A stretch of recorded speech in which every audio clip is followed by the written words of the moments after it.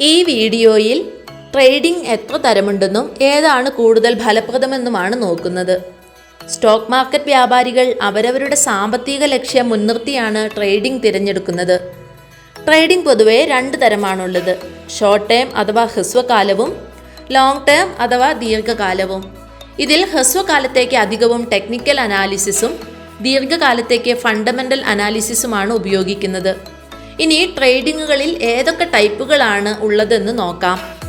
ആദ്യമായി intraday trading ആണ് വരുന്നത്. ഇതിനെ ഡേ ട്രേഡിംഗ് എന്നും വിളിക്കുന്നു. പല വ്യാപാരികളും ഉയർന്ന ലാഭം നേടുന്നതിനോ അതല്ലെങ്കിൽ വളരെ പെട്ടെന്ന് സമ്പത്ത് സൃഷ്ടിക്കാം എന്ന് കണക്കുകൂട്ടിയോ ആണ് ഇതിലേക്ക് വരുന്നത്. ട്രേഡിങ്ങുകളിൽ ഏറ്റവും അപകട സാധ്യത കൂടിയതും ഡേ ട്രേഡിംഗ് ആണ്. കാരണം ഡേ ട്രേഡിങ്ങിൽ ഏർപ്പെട്ടിരിക്കുന്ന വ്യാപാരികൾ അതേ ദിവസം തന്നെ ഓഹരികൾ വാങ്ങുകയും വിൽക്കുകയും ചെയ്യുന്നു. ഡേ ട്രേഡർമാർ അതേ ദിവസം തന്നെ പൊസിഷൻ ക്ലോസ് ചെയ്യേണ്ടതായുണ്ട്. ഡേ ട്രേഡിംഗ് മാർജിനിൽ ഊന്നിയുള്ള വ്യാപാരമാണ് എന്നതിനാൽ ലാഭമാണെങ്കിലും നഷ്ടമാണെങ്കിലും അതാത് ദിവസത്തെ ഓർഡറുകൾ അന്ന് തന്നെ ക്ലോസ് ചെയ്യേണ്ടതുണ്ട്. വിപണി ഓപ്പൺ ആവുന്ന സമയം കാലത്ത് 9:15 ക്ലോസ് ചെയ്യുന്നത് വൈകിട്ട് 3:30 ഈ ചുരുങ്ങിയ സമയം കൊണ്ട് തന്നെ ഒരു തീരുമാനത്തിലെത്തുക എന്നതാണ് ഈ ട്രേഡിങ്ങിൻ്റെ ഏറ്റവും വലിയ റിസ്ക്കും. ഇത്തരം ട്രേഡിങ്ങുകൾ ശുദ്ധമായും അന്നന്നത്തെ വിപണിയുടെ ചലനങ്ങളെ ആശ്രയിച്ചാണ് നടക്കുന്നത്. ഇതിനായി മാർക്കറ്റ് ഓപ്പൺ ആവുന്നതിന് മുൻപ് തന്നെ അന്നത്തെ ട്രെൻഡുകളെ പറ്റി അറിഞ്ഞിരിക്കേണ്ടതുണ്ട്. കൂടാതെ പലതരത്തിലുള്ള ടെക്നിക്കൽ സിഗ്നലുകളെയും ഇതിനായി ഉപയോഗിക്കുന്നു. ഉദാഹരണത്തിന് പല ടൈം ഫ്രെയിമുകളിലുമുള്ള ചാർട്ടുകളും ക്യാൻഡിൽ സ്റ്റിക്കുകൾ, റെസിസ്റ്റൻസ്, സപ്പോർട്ട് ലെവലുകൾ പോലെയുള്ള ടൂളുകളാണ് പൊതുവായി ഡേ ട്രേഡിങ്ങിന് ഉപയോഗിക്കുന്നത്. ഇൻട്രാഡേ ട്രേഡിങ്ങിൽ ഓഹരികൾ കുറഞ്ഞ വിലയിൽ വാങ്ങി കൂടിയ വിലയിൽ വിൽക്കുകയും തിരിച്ച് ഉയർന്ന വിലയ്ക്ക് വിറ്റ് വില താഴ്ന്നു വരുമ്പോൾ തിരിച്ചു വാങ്ങി പൊസിഷൻ ക്ലിയർ ആക്കുകയും ചെയ്യുന്നതാണ് ഇതിൻ്റെ രീതി. ഒരു കാര്യം പ്രത്യേകം ഓർമ്മിപ്പിക്കട്ടെ: വിപണിയിൽ മുൻപരിചയമില്ലാത്തവർ ഒരിക്കലും ഇത്തരം ട്രേഡിങ്ങുകളിൽ ഏർപ്പെടാതിരിക്കുന്നതാണ് നല്ലത്. അഥവാ ചെയ്യുന്നുണ്ടെങ്കിൽ സ്റ്റോപ്പ് ലോസ് കൃത്യമായി പാലിച്ചിരിക്കണം. അതായത് ഒരു നിക്ഷേപകന് എത്ര നഷ്ടം സഹിക്കാമെന്നത് മുൻകൂട്ടി നിശ്ചയിച്ചുറപ്പിച്ച് മാത്രം ട്രേഡിങ്ങിന് ഇറങ്ങുക. ഓഹരി വിപണിയെക്കുറിച്ച് എതിരഭിപ്രായമുള്ളവരിൽ മിക്കവരും ഇത്തരം ട്രേഡിങ്ങുകളിൽ ഏർപ്പെട്ട് പണം നഷ്ടപ്പെടുത്തിയവരാണ് എന്നുകൂടി ഓർമ്മിപ്പിക്കട്ടെ. ഓഹരി നിക്ഷേപത്തിൽ എപ്പോഴും വേണ്ടത് ചിട്ടയും അച്ചടക്കവുമാണെന്ന് മറക്കാതിരിക്കുക. ഒരു രാത്രി ഇരുട്ടി വെളുക്കുമ്പോഴേക്കും പണക്കാരനാവുക എന്ന സിദ്ധാന്തമുള്ളവർ വിപണിയിൽ ഇറങ്ങാതിരിക്കുന്നതാണ് നല്ലത്. ക്ഷമ കാണിക്കുന്നവർക്ക് ഓഹരി വിപണി മികച്ച പ്രതിഫലം എക്കാലത്തും കൊടുത്തിട്ടുണ്ട് എന്നതാണ് വസ്തുത. അടുത്തത് പൊസിഷണൽ ട്രേഡിംഗ് ആണ് വരുന്നത്. ഇൻട്രാഡേ ട്രേഡിങ്ങിന് സമാനമായി പൊസിഷണൽ ട്രേഡിങ്ങിൽ ഒരു ഓഹരി വാങ്ങുന്നതിന് മുൻപ് അതിൻ്റെ ചലനങ്ങളുടെ ഗതി മനസ്സിലാക്കുന്നു. പൊസിഷണൽ ട്രേഡിങ്ങിന് ഒരു ബൈ ഓർഡർ നൽകുന്നതിന് മുൻപ് വ്യാപാരികൾ ആ സ്റ്റോക്കിൻ്റെ മൊമെൻറ്റം നിരീക്ഷിക്കുന്നു. എന്നിരുന്നാലും പൊസിഷണൽ ട്രേഡിംഗ് ആദ്യം വിൽക്കാനും പിന്നീട് വാങ്ങാനുമുള്ള ഓപ്ഷൻ വാഗ്ദാനം ചെയ്യുന്നില്ല.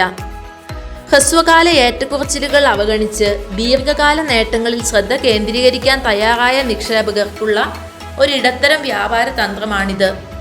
പൊസിഷണൽ ട്രേഡിങ്ങിനായി നിക്ഷേപകർ അവരുടെ എൻട്രി എക്സിറ്റ് പോയിന്റുകൾ കണ്ടെത്തുന്നതിനായി സ്റ്റോക്കിൻ്റെ പ്രൈസ് ആക്ഷൻ വിലയിരുത്തുന്നു. ചാർട്ടിൽ കാണിച്ചിരിക്കുന്ന സപ്പോർട്ടും റെസിസ്റ്റൻസ് ലൈനുകളും സ്റ്റോക്കിൻ്റെ ചലനങ്ങൾ മനസ്സിലാക്കാൻ ഉപയോഗിക്കുന്നു.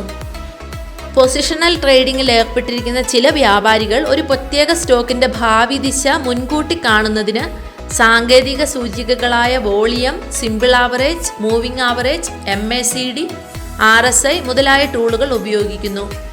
ഈ സൂചികകൾ എന്താണെന്നും എങ്ങനെ ഉപയോഗിക്കണം തുടങ്ങിയ കാര്യങ്ങളെല്ലാം ടെക്നിക്കൽ അനാലിസിസിൽ വരുന്നതായിരിക്കും. അടുത്ത ടൈപ്പ് സ്വിംഗ് ട്രേഡിംഗ് ആണ്. സ്വിംഗ് വ്യാപാരികൾ 5, 10, 15, 30, 60 മിനിറ്റ് അല്ലെങ്കിൽ 24 മണിക്കൂർ പോലെയുള്ള വിവിധ കാലങ്ങളിലുള്ള ചാർട്ടുകൾ വിശകലനം ചെയ്യുന്നു. വിലയിലെ ഏറ്റക്കുറച്ചിലുകൾ കണ്ടെത്താൻ ഇത് അവരെ സഹായിക്കുന്നു. സ്വിംഗ് ട്രേഡിങ്ങിൽ നിക്ഷേപകൻ ഒരു ദിവസമോ 2 ദിവസമോ ഒരാഴ്ച മുതൽ 2-3 മാസങ്ങൾ കാത്തിരുന്ന് ലാഭമെടുത്ത് പിന്മാറുന്നു.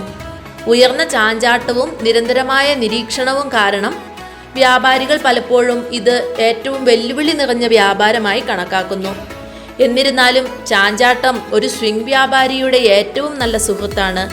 ഒരു സ്റ്റോക്കിന് എത്രത്തോളം ചാഞ്ചാട്ടം അഥവാ വൊളാറ്റിലിറ്റി ഉണ്ടോ അത്രത്തോളം മികച്ച വരുമാന അവസരങ്ങളായിരിക്കും സ്വിംഗ് ട്രേഡിങ്ങിൽ ലഭിക്കുന്നത്. അതുകൊണ്ട് തന്നെ ഒരു നിക്ഷേപകന് സ്വിംഗ് ട്രേഡിംഗ് കൃത്യമായി പ്രവചിക്കാൻ കഴിയുമെങ്കിൽ ഇത്തരത്തിലുള്ള ട്രേഡിംഗ് ആണ് അവർക്ക് ഏറ്റവും അനുയോജ്യം. സ്വിംഗ് ട്രേഡിങ്ങിലൂടെ ചെറിയ ചെറിയ ലാഭമെടുത്തുകൊണ്ട് വലിയ ഒരു കോർപ്പസ് സൃഷ്ടിക്കാൻ നിക്ഷേപകന് സാധിക്കുന്നു. എന്നിരുന്നാലും ഇതിനും ചില പോരായ്മകളുണ്ട്. അവയിൽ പ്രധാനം, നിക്ഷേപിച്ച ഏതെങ്കിലും ഒരു സ്റ്റോക്ക് കണക്കുകൂട്ടലുകൾക്ക് വിപരീതമായി അതിൻ്റെ വില ഉയർന്നില്ലെങ്കിൽ നിക്ഷേപിച്ച തുക ബ്ലോക്ക് ആവാനിടയുണ്ട് എന്നതാണ്. ഇതിനെ ഒരു പരിധിവരെ വൈവിധ്യവൽക്കരണം കൊണ്ട് പ്രതിരോധിക്കാം. എപ്പോഴും ഒരേ സ്റ്റോക്കിൽ നിക്ഷേപിക്കാനുള്ള മുഴുവൻ തുകയും ഇടാതെ വ്യത്യസ്ത കമ്പനികളിൽ നിക്ഷേപിക്കാൻ ശ്രദ്ധിക്കണം. അതുപോലെ തന്നെ എപ്പോഴും സ്വിംഗ് ട്രേഡിങ്ങിനായി ഉയർന്ന ചാഞ്ചാട്ടമുള്ള മികച്ച ഓഹരികൾ തിരഞ്ഞെടുക്കുന്നത് നല്ലതായിരിക്കും. അടുത്തതായി ലോങ് ടേം ട്രേഡിംഗ് ആണ് വരുന്നത്. വിവിധ തരത്തിലുള്ള ട്രേഡിങ്ങുകളിൽ ദീർഘകാല വ്യാപാരമാണ് ഏറ്റവും സുരക്ഷിതമായ നിക്ഷേപ മാർഗം. ഓഹരികൾ വാങ്ങി വർഷങ്ങളോളം കൈവശം വെച്ച് കമ്പനികൾ തരുന്ന ലാഭവിഹിതം, ബോണസ് ഷെയർസ്, സ്റ്റോക്ക് സ്പ്ലിറ്റ് എന്നിവയുടെ യഥാർത്ഥ ഫലം ആസ്വദിക്കുന്നവരാണ് ദീർഘകാല നിക്ഷേപകർ. ദീർഘകാല വ്യാപാരികൾ ബാലൻസ് ഷീറ്റുകൾ വിലയിരുത്തി, വാർത്തകൾ വായിച്ച് വ്യാവസായിക അറിവ് നേടുന്നതിലൂടെയും സാമ്പത്തികമായ അപ്ഡേറ്റുകൾ പിന്തുടരുന്നതിലൂടെയും ഒരു സ്റ്റോക്കിൻ്റെ വളർച്ചാ സാധ്യതകൾ വിശകലനം ചെയ്താണ് നിക്ഷേപം നടത്തുന്നത്. ഫണ്ടമെൻ്റൽ അനാലിസിസിനെയാണ് ഇതിനായി ആശ്രയിക്കുന്നത്. ഫണ്ടമെൻ്റൽ അനാലിസിസ് എന്താണെന്നും അവ പ്രയോജനപ്പെടുത്തി എങ്ങനെ മികച്ച ഓഹരികൾ വാങ്ങാമെന്നും തുടങ്ങിയ കാര്യങ്ങൾ മുൻപത്തെ 3 ഭാഗങ്ങളായി ചെയ്ത വീഡിയോകളിൽ വിവരിച്ചിരുന്നു. കാണാത്തവർ പ്ലേ സ്റ്റോറിൽ നിന്നും സ്റ്റോക്ക് മാർക്കറ്റ് ടൈറ്റിലിൽ ഇവ കാണാവുന്നതാണ്. ട്രേഡിങ്ങുകളിൽ അടുത്തത് സ്കാൽപ്പിംഗ് ആണ്. സ്കാൽപ്പിംഗ് ഒരുതരം ഡേ ട്രേഡിംഗ് ആണ്. ഇൻട്രാഡേ നിക്ഷേപകർ ലാഭത്തിനുള്ള അവസരങ്ങൾക്കായി ദിവസം മുഴുവൻ സ്റ്റോക്ക് മാർക്കറ്റിൽ നിക്ഷേപിച്ചുകൊണ്ടിരിക്കുമ്പോൾ സ്കാൽപ്പിംഗ് വ്യാപാരികൾ വിപണിയുടെ തരംഗങ്ങൾക്കനുസരിച്ച് നിരവധി ഹ്രസ്വകാല ട്രേഡുകൾ സൃഷ്ടിക്കുന്നു. ട്രേഡുകൾ കൃത്യമായി കണ്ടുപിടിക്കാനും ഓർഡറുകൾ നൽകാനും സ്കാൽപ്പർമാർക്ക് ഉയർന്ന നിരീക്ഷണ വൈവിധ്യവും അനുഭവ പരിചയവും ആവശ്യമാണ്.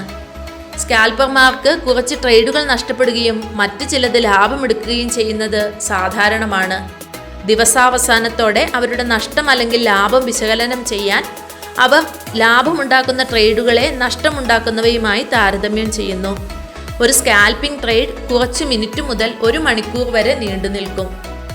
അടുത്തതായി മൊമെൻറ്റം ട്രേഡിംഗ് ആണ് വരുന്നത്. സ്റ്റോക്ക് മാർക്കറ്റിലെ ഏറ്റവും എളുപ്പമുള്ള ട്രേഡിങ്ങുകളിൽ ഒന്നാണ് മൊമെൻറ്റം ട്രേഡിംഗ്. ഈ ട്രേഡിങ്ങിൽ എൻട്രിക്കും എക്സിറ്റിനും ശരിയായ സമയം തിരിച്ചറിയാൻ ഒരു സ്റ്റോക്കിൻ്റെ മൂവ്മെൻ്റ് ആണ് പരിശോധിക്കുന്നത്.